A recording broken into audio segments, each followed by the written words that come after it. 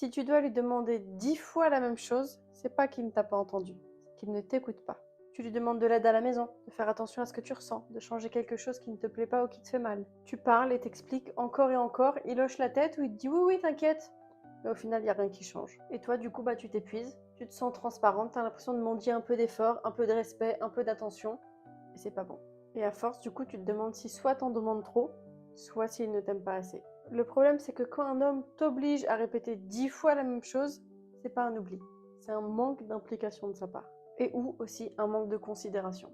Parce que quand quelque chose est important pour toi, ça doit aussi l'être pour lui. Et ce qu'il n'arrive pas à comprendre, c'est qu'à chaque fois que tu dois un peu plus insister ou un peu plus te répéter, toi de ton côté, tu perds un peu plus de patience chaque jour. Et au fur et à mesure, tu perds aussi un peu plus de confiance envers lui et un peu plus d'amour.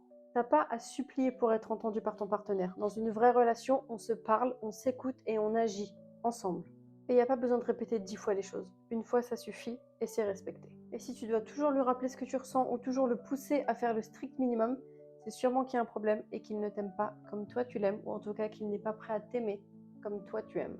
Alors si tu t'épuises à faire entendre ta voix, ce que tu penses, ce que tu ressens et ce dont tu as besoin, il est peut-être temps de l'utiliser pour poser tes limites. Et si tu as besoin d'aide pour y voir plus clair ou pour qu'on t'aide à poser tes limites, on est là pour ça.